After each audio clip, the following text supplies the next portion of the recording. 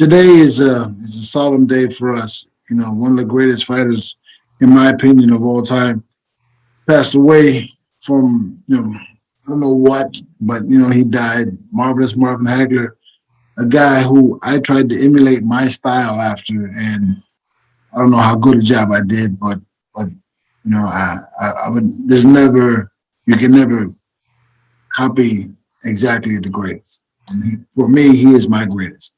He's the greatest in a lot of people's opinions. And we got together with a few other fighters to kind of pay tribute. Tarek Salmasi, Eric Kelly, and Coach Jason Strout, who didn't, was a fighter and also a very established coach. And we're gonna hear what everybody has to say about it, man, and we'll pay tribute and homage. So let's do it. Yeah, let's do this, sir. Welcome to the champ and the chump. And who's the chump? You. Me. Welcome to our show, people. Let me start this off. We got on the Champ and the Chump podcast, we're doing a very special tribute episode to the late great Marvin Hagler. Yes. Touched the whole boxing community. I would say his passing. We got former U.S. team member, decorated amateur, Mr. Eric Kelly. What up, Eric? Thank you. Oh, that's who it is. What's up, E? My brother. All right. And, God bless you. I knew you looked familiar, man. It wasn't clear. I was like, who is that?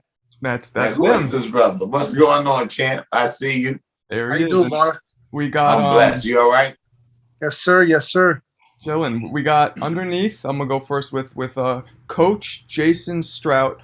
Not only has this man built a hell of a YouTube following, but this man is trained me, which is probably his claim to fame, I would say. But he doesn't tell people that. He's a big MMA trainer now, like one of the top, big boxing trainer. Everybody, Milwaukee's own, but New York's own now. Mr. Jason Strout is here. What up, guys? Jason Strout, my dude. What's happening? That's my brother. I don't see him on my screen. Do you have gallery? Jeremy's a little bit of a caveman with this computer shit. Do you hit gallery? Hey, gallery. look at this. I'm just saying. Jay, you look smart in those glasses, man. You like that? And that way I can read stuff. Jeremy, I'll let you introduce Tarek. Oh, okay. So, last but not least, my brother from another mother. I met this guy when I was like 13, 14 years old in a tournament up in upstate Michigan. His name is Tarek Salmasi, and to me, it was the coolest name ever because it was like, wow, that kind of rhymes. It made sense. And he was from Detroit, and I was like, wow, Detroit, like the Motor City, crop boxing, all of that stuff was just so enamoring to me. And then turned out like we became really good friends, like family. And I spent time at his house in Detroit and in Dearborn. Is it Dearborn? Yep.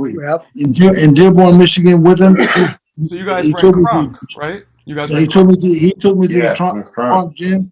And that's where you were. I met a lot. Did you say I was gonna do this, or was you gonna do it? Excuse me.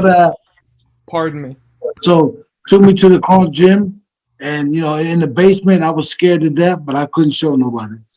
And he was in there like just working on it, and he showed me boxing on another level. Because I had only, trained in LA, and then now I'm in Detroit learning how to fight with Tommy Hearns in the gym, and Michael Moore in the gym, and Over Carr in the gym, Gerald McClellan in the gym. Gerald McClellan. I mean, all at the same time, and then me and him, 15-year-old, junior national team guys. You know what I mean? Hey, but don't let Jeremy say. Don't let Jeremy fool you, man. They were afraid of him. Trust me, at 15, he was knocking out grown men.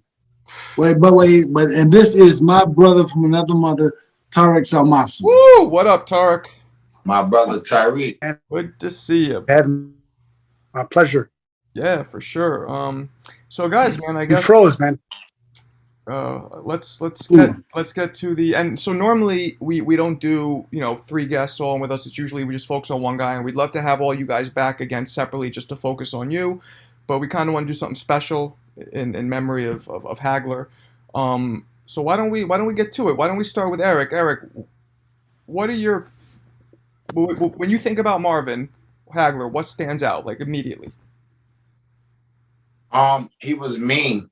The first thing that stands out to me was like I was only 5 years old when he fought Tommy Hearns, but I was older, probably like 5 years older when I actually saw the fight and knew what I was looking at. You understand what I'm saying? Mm-hmm. And I was pretty cool with Tommy because I would come to the Kronk Gym sometime, like obviously much later on.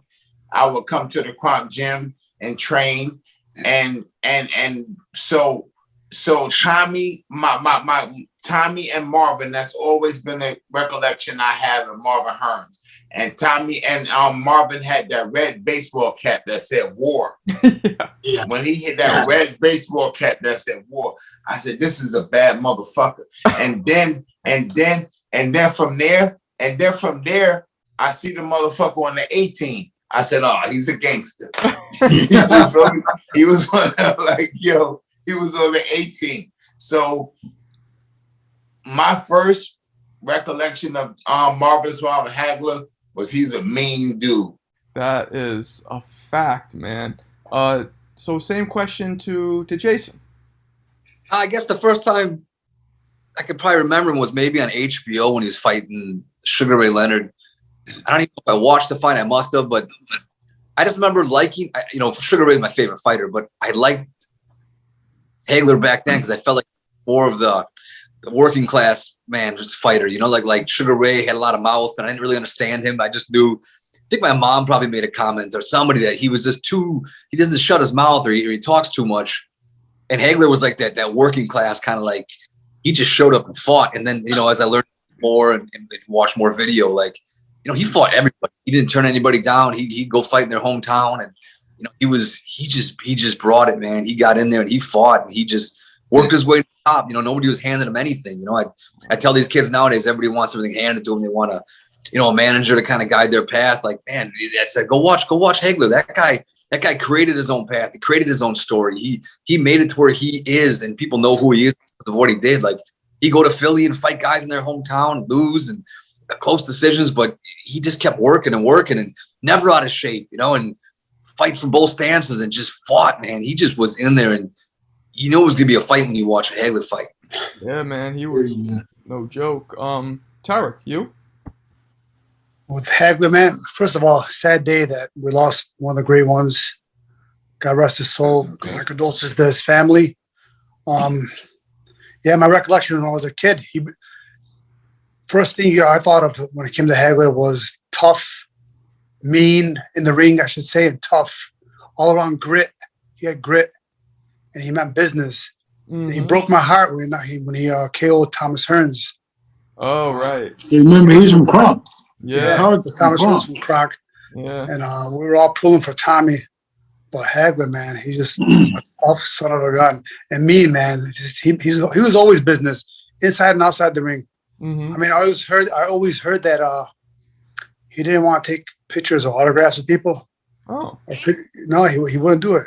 Really? And I think Robert Parrish from the Boston Celtics asked him for a picture, and he turned him down back in the day.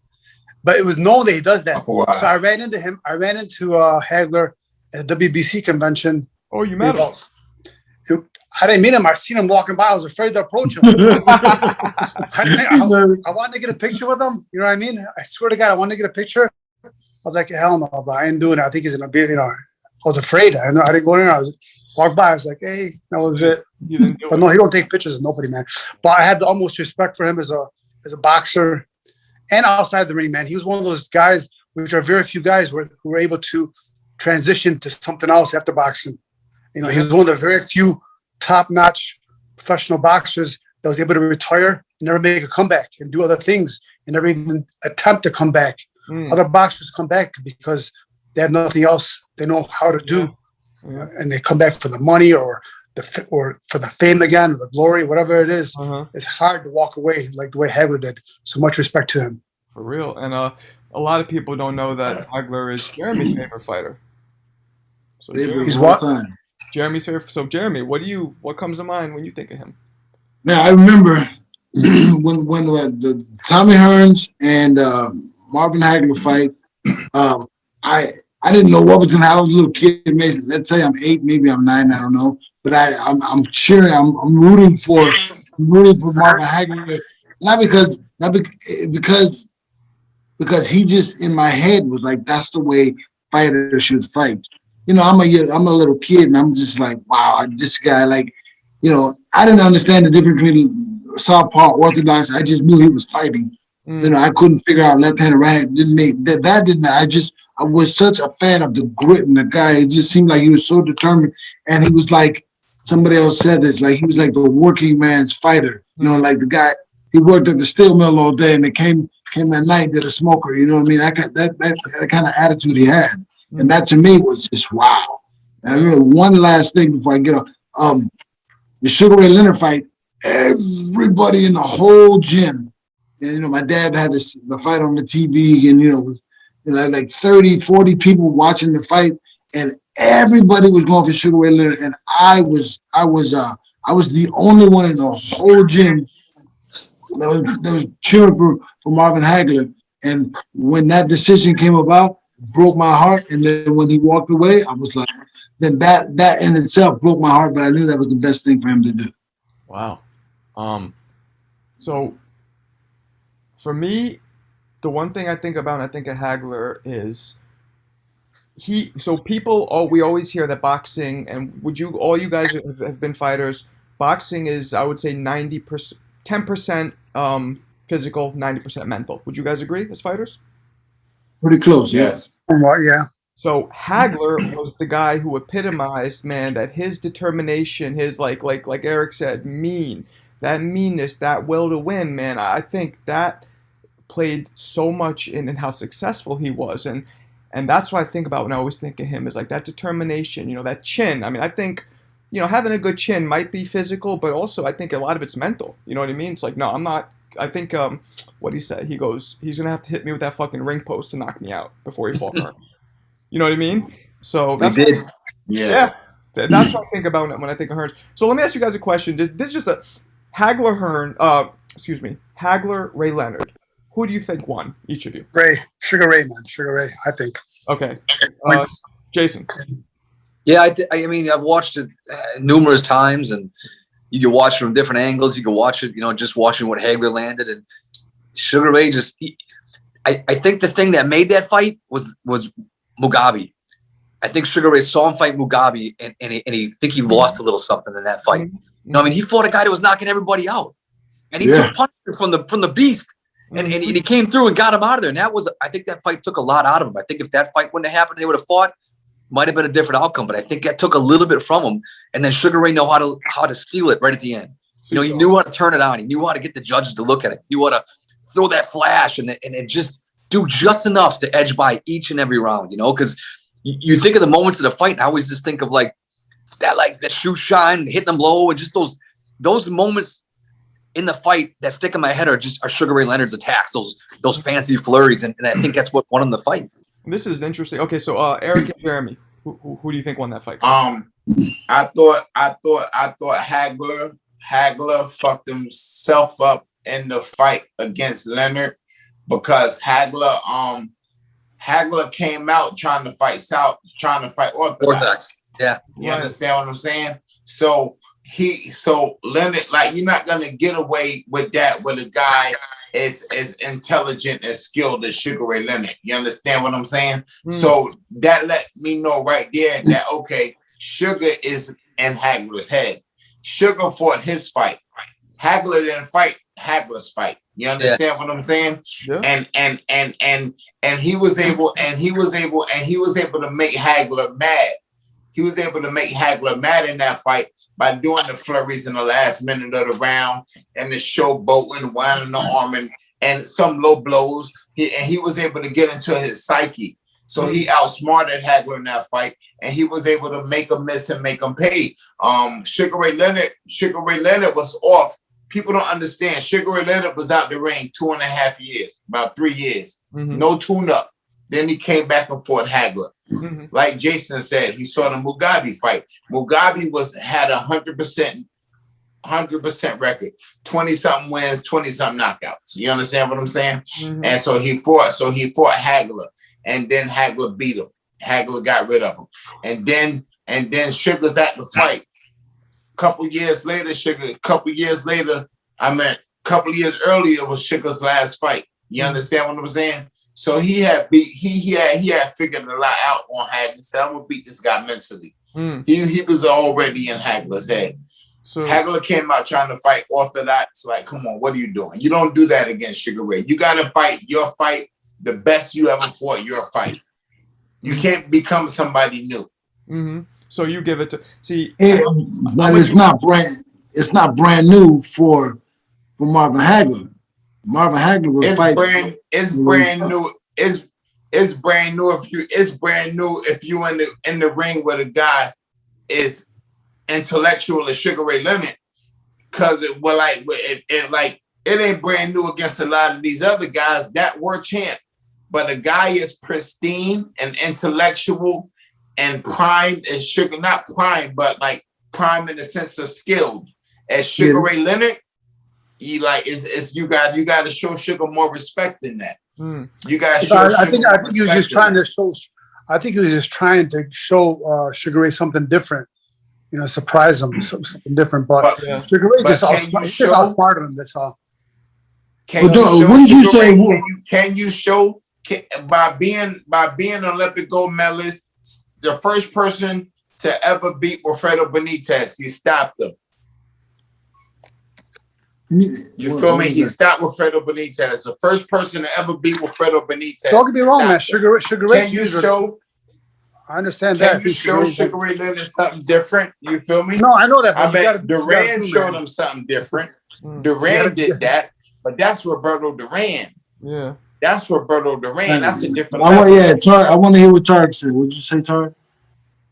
No, I was gonna say he fought his fight, man. I mean, he can do it. Marvin Hagler came out and did what he had to do, and Sugar Ray just outsmarted him. He stole the rounds, you know. At the end. He was still the rounds at the end. I gotta say, man, I disagree. I think Hagler won that fight. Me too, because Marvin Hagler was the champion. You can't pity pat the champion and take his belt. It doesn't work like that. You got to fight the champion. You have to beat him at the game that he plays. I think he did. I think he beat him. We're not playing who throws the most punches. It's not the fight. The fight is not who throws the most punches. The fight is intellectually who throws the better punches, who does more damage, who does more hurt. Bro, I watched it and I said this guy beat him on points. It's who you look at it. Who won? This guy won this round. That guy won that round. Sugar Ray outboxed him. I don't agree with the champion has to be. I never agree with that. Personally. Yeah, me either. It's whoever wins. I think that Hagler landed the cleaner, harder, more effective shots, and I thought he won the fight. It was close, but I thought he won. But that's the way that went, and that he was so disgusted, as we talked about, that he just walked away from the sport. He was, I think, 33 years old at the time, right? Yes, he was so young. Wow. Yeah, but he should have been disgusted from the decision. It wasn't that bad of a decision. I agree. It was close. It was much worse decision. It's a pride thing at that point. It's a pride thing. Yeah. And then he's like, I'm done. Mm-hmm. But that goes back to the fact. That goes back to what I said. Sugar Ray Leonard was so in his psyche. Sugar Ray Leonard was so in his psyche. Sugar Ray Leonard. If Hagler was a stone cold killer, 150%. My thing is this, and like people are saying, Sugar Ray Leonard was pity patting, and like you can't win the champ by doing that. How come Hagler then separate himself? Hagler is supposed to. Oh, that's what you're doing. Hagler was supposed to annihilate this guy, and or you mean to tell me you pity patted somebody is as great as Marvin Hagler? Y'all are underestimating Sugar Ray Leonard's attack to the body. y'all are underestimating the fact that Sugar Ray Leonard had Hagler was actually following instead of cutting the ring off. And it's crazy because I love boxing so much and I watch it. I watch it all the time. I watched this fight a trillion times. And because I'm like, everybody's saying Hagler won. I can't see how.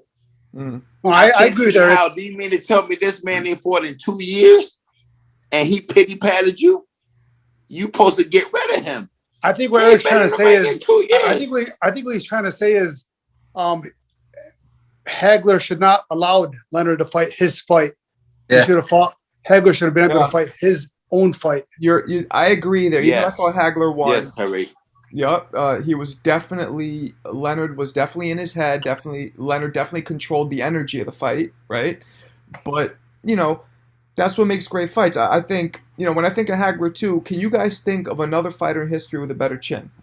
I don't. That could take a punch. Tommy Hearns hit him with everything he had. The Beast hit him with everything he had. I mean, he fought some. Yeah. He fought a lot. Yeah.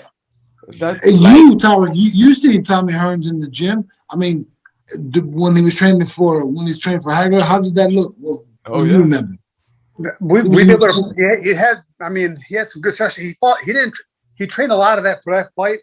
He started out at Kronk, but he went to Florida for that. Oh. He was in Florida, then he ended up going to Vegas to finish off in Vegas. All the while, Hagler was in where was he in some cabin? They like up in Brockton, Massachusetts, somewhere there. Mm-hmm. Yeah, he was out of sight. Hagler had some long ass arms too, man. Like he had really long arms, right? So it just guarded his whole fucking body, and he had that very awkward. His pattern, the beat, the rhythm to his him. His rhythm was awkward, yeah. Yeah, and it just it's hard to time a guy like that. You don't know when it's coming, and you know it's coming. And you start trying to get to his time, and then you flinch, and then he hits you. Then he turns southpaw and jump at you with that double right hand jab that fall in back to orthodox, hit you with the hook. Mm-hmm. Yeah, he was weird style. Yeah. What hand you guys think? I'm sorry. Go ahead, Tori. I was gonna say, where would you guys rate Hagler as a middleweight of all time? 1. Oh wow. 1. Well, because if you're going to consider Leonard a middleweight, you consider Leonard a middleweight. You consider Roy Jones a middleweight. Roy Jones. I don't consider Roy a middleweight. I don't consider Leonard a middleweight. Yeah. I mean, Roy was a champ there. Leonard was a champ there. But it was just a stop. They stopped off at. You understand what I'm saying? Yeah, but when they stopped off, would they beat Hagler? You got to ask yourself that. Hagler stayed there. Yeah, Hagler. Hagler fought only middle. Sugar Ray Robinson was a better pound fighter, but you got to talk about greatest middleweight, to dominate the middleweight division. I was talking about who's the greatest middleweight just in general.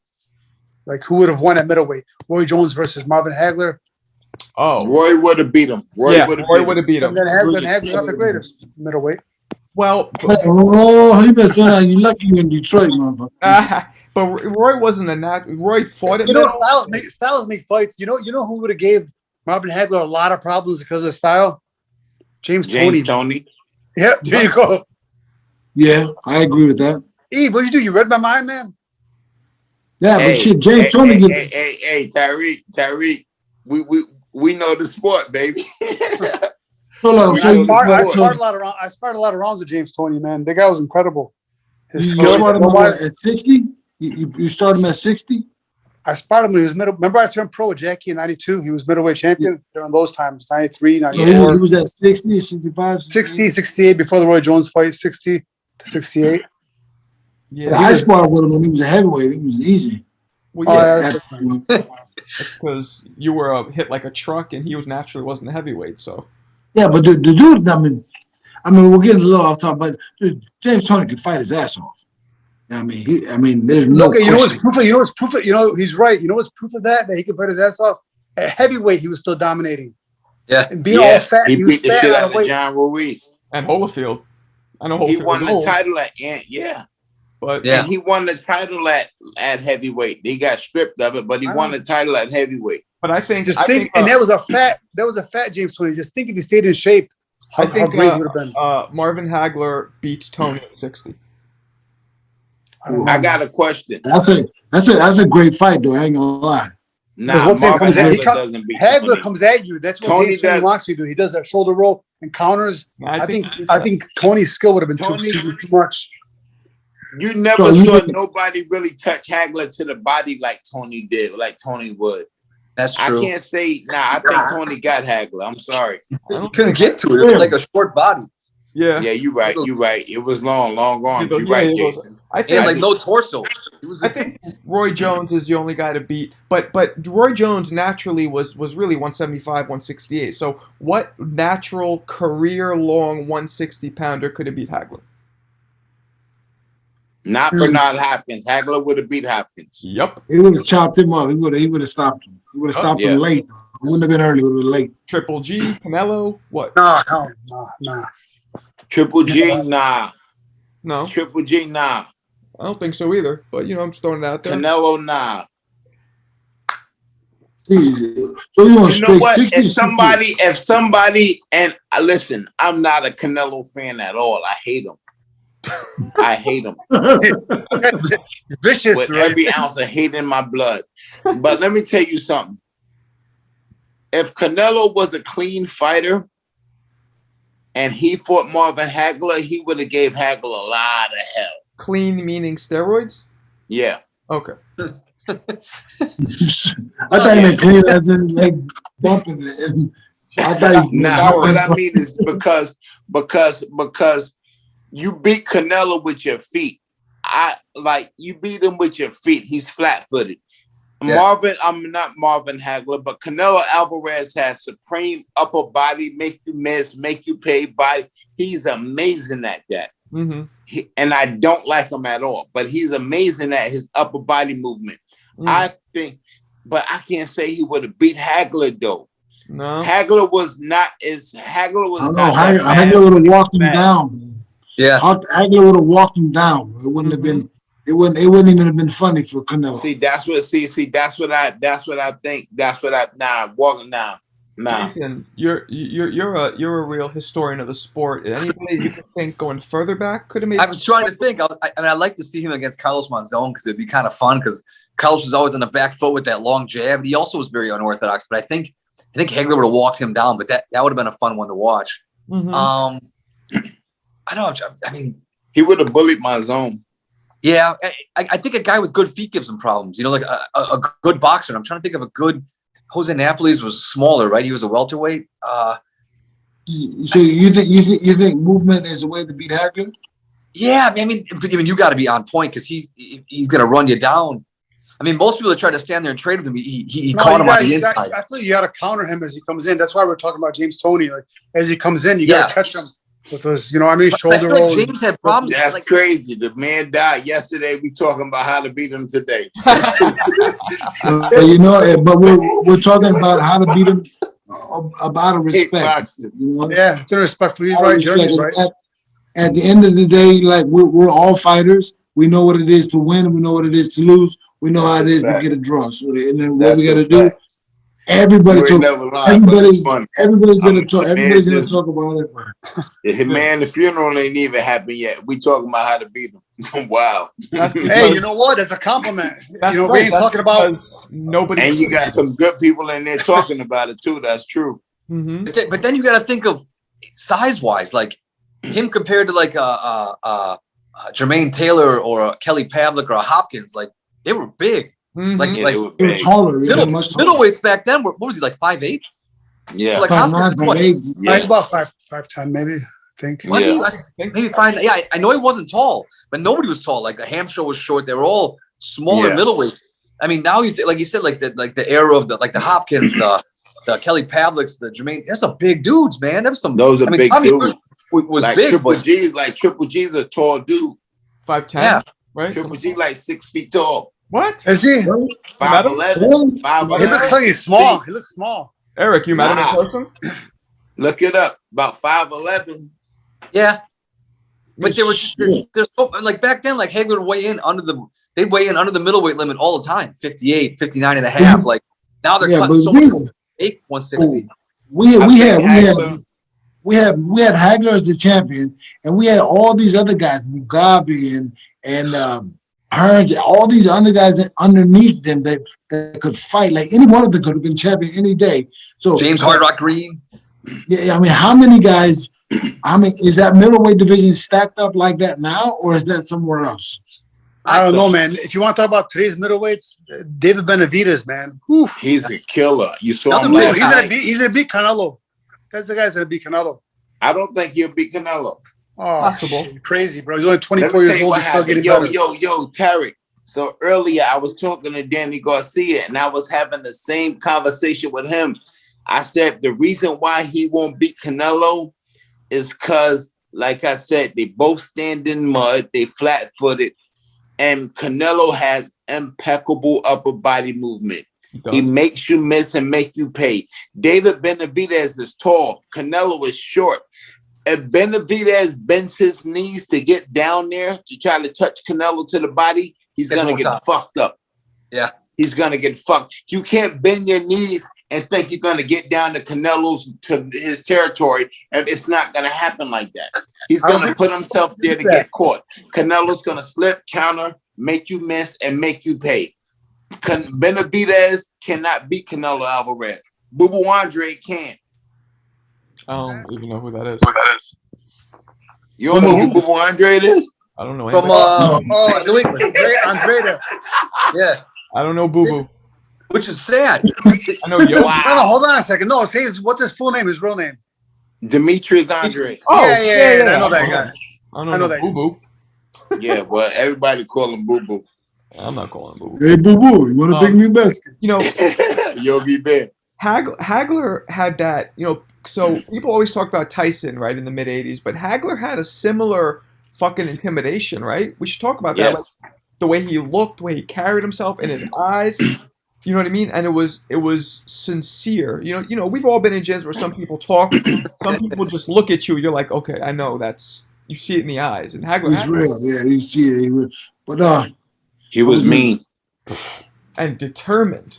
Like, Yes. super determined. So, like, he like the kind of guy that was real serious. Like, he was a principal or something like that. He was always focused. Always focused. And you never really see him smile. Like, back then, you never saw him smile, laugh, joke, clap his hands, none of that. Oh, No, he was serious. He was there to work. He was serious. He was about his job. yeah, very. Do you guys know? Because so there's this weird thing. I want to talk about this. Thomas Hearns put out an Instagram or Twitter post a couple days or a day before he died, and it said something to the effect of, he's in the ICU, Hagler that is, after receiving a vaccine. He should be Heard that. fine. Pray for him. And then Hagler dies, and his wife says he died at home unexpectedly. So that's two very contrasting things. You guys, Yeah, I wouldn't take Tommy's word for it. Why If not? he said it, it's if he said it. Tommy, I don't think he knows. Well, Nah, I mean, he don't know. but where's He he? hearing what he hear. I don't think he knows. I think maybe he just heard it. Maybe. well, is Tommy Hearns a little touched? Nah, he good. Is he? I mean, Sorry. he has a clear slur. You know, people might think because he's have a slur that he's affected, Oh, etc. no, we're not a minus right. But you know what? Mentally, he's good. though. Listen, no, Mentally, I'm he's telling you right good. now, he's sharp. If you'll think that maybe he's not sharp, but when you talk to him, he understands Yeah. everything. He's sharp. He knows what's up. He remember. He's good. Okay, so then maybe what he said has some. I mean, it'd be really interesting to know, or not interesting, but I feel like a lot of people want to know what happened. You know, why did? Because According to his wife, if he had heart pains and died at home, it could have been a heart attack. she said heart pains, because I didn't see that. Like chest pains. Oh, Yeah, I heard that. I heard something about what Chest pains and breathing. by the heart attack.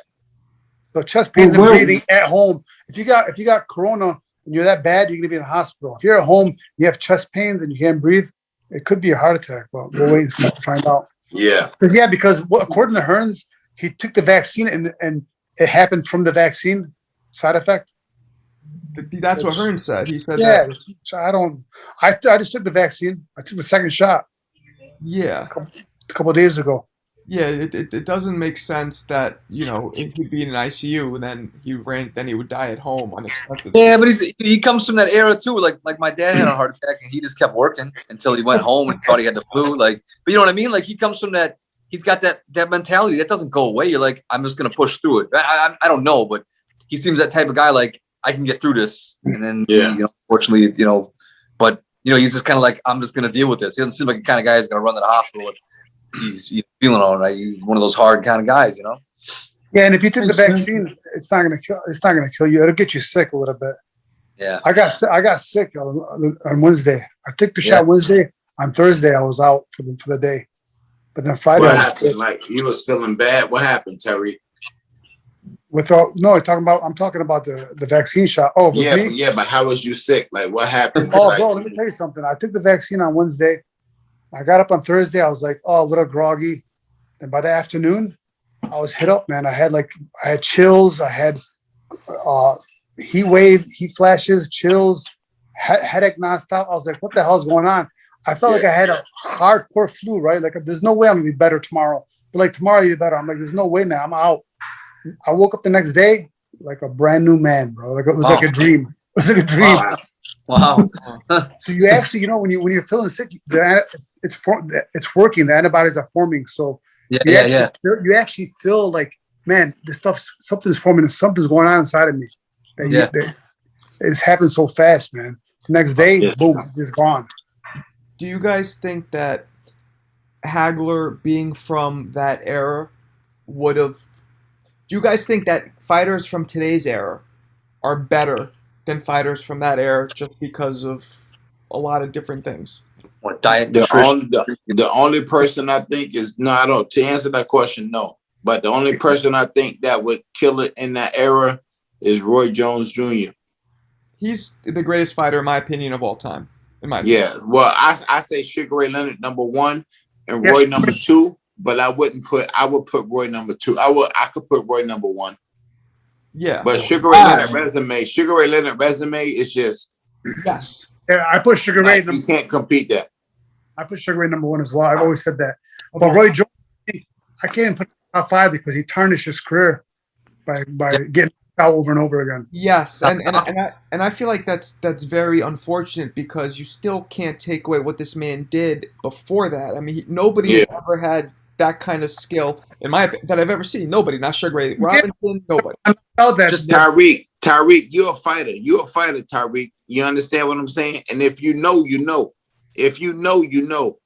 Roy Jones Jr., like we know, Roy Jones Jr., he tried to do too much. He got old. He tried to do too much. You understand what I'm saying? So everybody can say, well, he started getting knocked out. So-and-so knocked him out. Listen, he turned pro at 88. And he pretty much reigned until 2002-3 when he lost. He rarely lost a round. Yep. You understand what I'm saying? Like Tyreek, if you know, you know. Like, yeah, he got X amount of losses, knocked out a few times. And he's gonna tarnish the resume, he's gonna tarnish his legacy to people that don't know. We know. We know. What do you think, Jay? I don't know. I'm just, you know, when I look back at careers and I look back not just of what they did as a fighter, you know, who they fought, where they go, but it's just like when you're done with the game, like, you know, Marvin did. He was like, "F this, I'm out." They're starting to not choose me as the winner. So I have to knock people out to win. So I'm done. You know, and boxing in itself gets to fighters like that, where they start, no matter what happens, you're probably not going to win. And all of you, if you fought, you know what I'm saying. Whether you're in America, you're in Europe, when you fight, something like when you're in Europe, you got to knock a dude out to win. I'm sorry, you got to knock him out and kick him out the ring before you win. You know, and in America, it's who's going to sell who's going to sell the tickets, who's putting more people in the seat. Sugar Ray Leonard, Marvin Hagler. Sugar Ray Leonard, more people in the seats. You know, So, that's what a lot of this stuff is economical. so you're saying that he lost because of those reasons, not because the judges thought that he really just didn't win. No, look, I'm biased on my side. I lean heavily to to Hagler, but you know, at the end of the day, like Sugar Ray Leonard put more people in the seats, and he's gonna make the system more money. So let's go with him. That's my opinion. Not mine, not yours. My opinion. But to be honest, after that fight with Hagler, Sugar didn't do much after that. He beat Tommy again, and Sherry North Sugar didn't do much after that. Yeah, he lost. But he did. He didn't do much, but he did. He fought Tommy Hearn. You know what I mean? He fought Tommy, again. but that wasn't like no mega. I like honestly to keep it real with you. What are you talking about? That was a super fight. The rematch between Tommy and Hagler would have been bigger than the rematch between Tommy and Sugar. Ain't no effing way in the world. Yeah. Tommy Hearn got knocked out in Tommy 3. And Hagler. You know what? That was more exciting. Way more exciting. You would have been right if the rematch would have happened earlier. The Hearns Leonard rematch should have happened earlier. It took too long. Yeah. 81 to 89. Yeah, I agree. But I just think that the rematch between Tommy and Hagler would have been bigger than the rematch between Tommy and Sugar. That's hard to say because people you're looking at two different fights. So Tommy and Hearns, people want to see those fireworks. But Sugar and Hagler, there's a lot of unresolved, unfinished business. I actually read. I didn't say Sugar and okay, I'm listening. Keep talking. Sugar and Hagler. So I read this thing that Bob Arum, and I don't know if you guys have read this as well. A couple years after Sugar and Hagler fought, they were at some function together, and Ray was talking to Bob Arum. Was like, "Yo, I want to do a rematch," but he didn't want to go over to Hagler. So Arum went over to Hagler and was like, "Yo, what's up with this rematch?" Ray's talking about like he wants to know if he'd want to do a rematch. And he quoted Hagler saying just this, "Tell Ray to get a life." And he turned around. Well, maybe the fight, maybe that fight took the passion. Look, there's that one fight that after the fight, maybe you lose that passion that you had for boxing. And that could have been it for him. Once you lose that passion, it ain't coming back. Look, a lot of people should have retired, or like we're talking about Roy Jones. If Roy would have retired after beating Ruiz, I don't think there'd be any argument. Greatest fighter ever. But right, but he didn't. And as all of us are fighters, some of us higher level than others, whatever. We all know what it's like to want to get back in there, to be competitive. There's a lot of things that come with boxing besides just fighting. You get the attention, you get the self gratification. There's a lot of shit that once it's removed. Where do you get that from? What kind of well can you dig in to get that same feeling? And you never get that. It's like a euphoria. You gotta go to a strip joint. That's why, but honestly, that's why a lot of fighters, after they retire, they come back to the gym and they start sparring everybody. They're trying to relive that glory days, trying to get whatever praise they can get. Mm-hmm. They start sparring, and then next thing you know, you hear they're making a comeback. You understand what I'm saying? Yeah, but then when those lights go on, it's a different story, right? It's a different story. Whole nother story. Whole nother story. I tell you, when you get hit, you forget how to get home. That's where you're like, wait a minute. Shit. Whole nother story. Me and Jeremy interviewed a bunch of people, and Chris Bird, 50 years old, he's making a full-on comeback at middleweight. At middleweight. Yeah, I don't agree with, man. No, I don't know why he was middleweight. Like he was middleweight when Tyreek was an amateur. But then he came back. Remember, he came back. No, we grew up. At light heavyweight, he got knocked out by Sean George. Yeah. So Tyreek, when did you turn pro? 92, right? Yeah, I was in the 92 team with Jeremy. All right, so that's the same time Chris Bird turned. Yep, 92. And he was middleweight.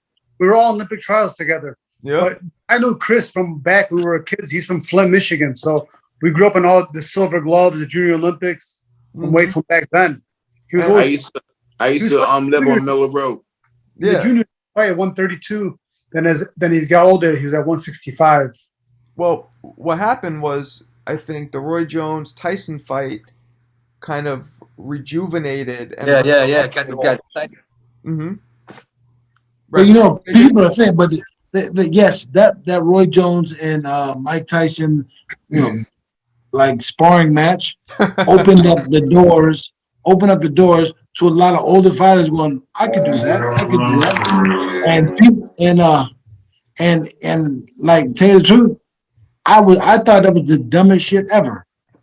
To Roy be Jones honest, and Mike that Tyson. lets you know. It is, man. That lets you know what boxing is at right now. Boxing is suffering. What'd you expect? You know what I mean? That was I liked it. You liked it? You liked it?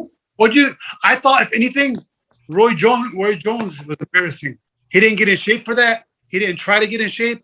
He came in there just for the money. Had Roy Jones gotten in shape and looked decent, physical wise, and fought decently, it would have been a nice sparring match. Well, you have to understand, Roy Jones, as we talked about, He had a gut. He came in with a gut. after that first Tarver loss, Roy Jones has never been the same mentally, right? Never. 2, did you see the difference just in the size of their heads? Tyson's just so much. He got 30, 40 pounds on him naturally easy. It was a mismatch. So it was kind of a dumb matchup. You know what I mean? It sparked a lot of They weren't headbutting, motherfucker. They was fighting. You know what? You know what I'm saying? It was still sparring. Look at his. I Tyson appreciate did not it. try. I like Tyson did not try to knock him out. That was a sparring session. They had it already before. No one's gonna get hurt. What'd you say, John? You appreciated it? I like the fact that like I like Tyson. I was young when he came up, so like that holds in my head. I like the fact that now he's slowed down a little bit because he's older, and I can really see the fundamentals that he learned throughout his career. That really shows now that he's able to still, that little sidestep and turn and hook, like all those little things. You can see what he was doing back then, but it's slower now, so you can kind of understand and watch his rhythms and his head movement. And everything is so tight. The hooks are tight. Everything is just, you could tell he was taught well. And Roy was just so naturally gifted that he relied on that a little bit more. So I feel like as he got older and he couldn't rely on that natural athleticism, that kind of slipped away. Like things he could get away with, double, triple hooks. Like, man, you can only throw that when you're young and you just have to have it. Like if you have it, you have it. If you don't, you don't. And Tyson had those. You could just see he was taught well and just he carried that through on, and he was able to turn that back on in this older age and still be able to do it. Where Roy was like, you have to be in shape to fight like Roy. You know what I mean? Like you said, he had a gut. He didn't have that pop like you have to be in great shape to fight like that. I counter that statement, and I agree with you completely to a certain extent. But Roy Jones is a guy who can play basketball, football, baseball, hockey, soccer, whatever. He's an athlete. Mike Tyson can box. Yeah, that's it. That's all he knows. Roy Jones, an athlete. Mike Tyson is a pure just fighter. Like that whole the peekaboo style that Tarek and I know, that shit is mad simple. It is the easiest shit, but it's so simple. It gets complex, but really it's left, right, left. That's you mean. There's nothing more. Left, right, left. Yeah. What's that? No, I'm saying you mean you and me learned that. Tarek wasn't up at Kevin's with you. I was talking about you, ding dong. You said Tarek, you. Yeah, he did. I meant to say. Do I know that? For Eric, I don't know if you know, but me and Jeremy were both up at Kevin Rooney's camp. That's where we learned that style. Okay, yeah. So y'all was up there. I learned that system. I learned that system in 3 months. It was. I perfected it.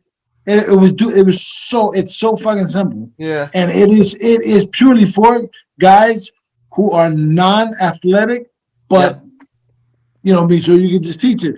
Everything is left, right, left. That's it. I also think that right. It's you also flat-footed too, right? For that style. What's that? Are you flat-footed when you do it too? Kind of flat-footed style? Nah. Ish. You have to depend on the person. I think you have to be short for that style, and you have to either have power or speed, because the whole style is you coming at people and being toe-to-toe. If you don't have speed and power doing that, you're going to get fucking mashed up. Yeah. You better have power. You better have good reflexes. Mm-hmm. I remember when I was I went to Rhode Island with Kevin to train. Pazienza? Who? Pazienza? Yeah. Vinny Pazienza. And Kevin Rooney was teaching Pazienza the same shit. And Pazienza is just phenomenal athlete. He could do anything. He can but I'm up there watching him do it. I'm like, this is the dumbest shit ever. Like, Yeah, like I mean, really, like, dude, this guy's a phenomenal boxer, athlete. You know, like, Pacienza, like he and Kevin's got him doing that shit. I'm like, that don't work. Not with this. Yeah. So I mean, this whole, Roy Jones, phenomenal athlete. Mike Tyson is a one trick pony, and that shit today doesn't work. No. Mike doesn't have power. Like, there's no way that Mike did that and made it mad famous for like the 90s. Now It worked for him. It worked for him. It was it like, worked for him. It worked for him. yeah. I mean, there's a lot of guys that did work for him. I'm trying to think if there was this white boxer Omar fought Shika. in the 80s, 90s. His name is- I forget his His name. name is Omar. Tommy Morrison. Time I had a Morrison. version of it. Tommy No, Morrison Omar had a Shika. version of it. Omar Shika was a Rooney fighter, and Oh yeah. it was okay, but he didn't really, that style is very difficult. You have to be short. That's the main thing, I feel like. Yeah, very explosive. You got to be very explosive as But well. Get outside that right hand hook. Yeah, you got to it just all worked for Tyson. I think if you would have went with somebody else, it might have worked. But I feel like that simplicity, like you said, just doing the same thing over and over and over. It wasn't like a big elaborate thing. It was this, and that. I will say too, from experience, that style also drains a lot of energy, right, Jeremy? Like it doesn't allow you to kind of relax and tense up and throw punches. You're constantly on it. You're getting, Yeah, but you guys was raised with that style. He was taught that style from the get-go. People like Jeremy or Vinny who mastered their own style and became great from their own style, you can't go and change your style to the Mike Tyson. That you got to be raised with that. I completely agree with you. When even if it's very rare that it's hard to succeed in that style. Very Blue Moon, somebody will do well with that style. Yeah, it's tough. Since Mike Tyson retired, and until today, there's no one else ever that has done that style and been as successful as Mike did. Nobody. Nope, none. Omar Shika, Vinny And Pazienza, they can't nobody. do it because they can't do it with the speed that Mike had. Mike had exceptional speed. Exceptional. Mike was Mike be the fastest heavyweight of all time. Yeah, I think so. Mike the fastest heavyweight of all time. So you take that. So you take that style coupled with speed that's never been seen on by a heavyweight and power. Mm-hmm. Because everybody else that tried to mimic that style since, like Floyd Patterson used that style. Well, Floyd did it Patterson. first. Yeah, Floyd's first. Yeah. You understand what I'm saying? Because So but he Floyd had the same Patterson, training. but Floyd Patterson didn't have that crack Tyson did. Don't get me wrong. Floyd was great, Olympic champ, world champ, all that. But Tyson had that speed and crack with it. Mm-hmm. Tyson's He was the taught by only Tyson. fighter we know used that style with exceptional speed and exceptional power. We don't know nobody else. Yes, and he kind of had to use that style because at 5'10", I met him. He's barely 5'10". He had to get in somehow. You know what I mean? You had to get in. So Let's wrap this. Hey, guys, let's wrap this back up with homage to our what we started today with the marvelous Marvin Hagler, my hero. My mentor in the sport. And if I could fight like anybody in the world, I would fight like him. I want to say, rest in peace, brother.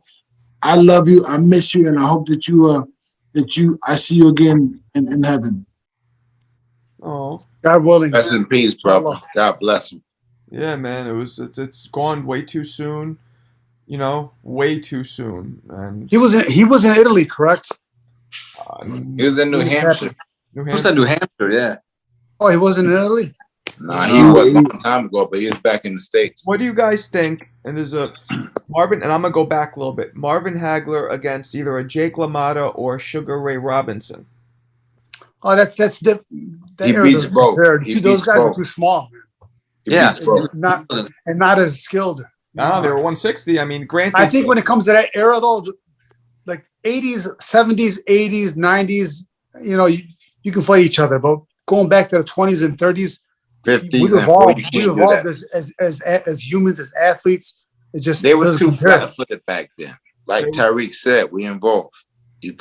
Yeah. So you guys think that Marvin would just be too much for him because of the evolution of Yeah.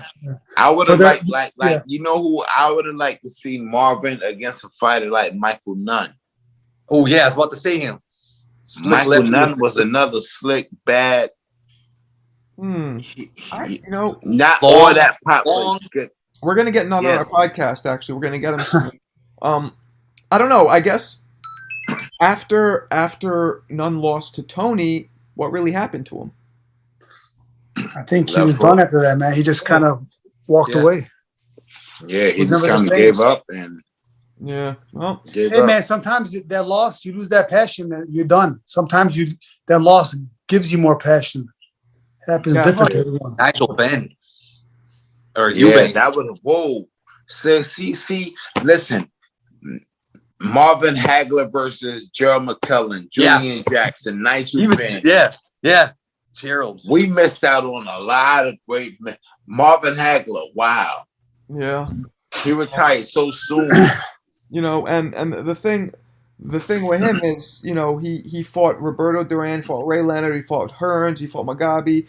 So although Hagler only had about 4 or 5, I would say, huge fights, it's 4 or 5 of the greatest fighters ever. Ever. Yeah. You know what I mean? They say that he was ducking Mike McCallum.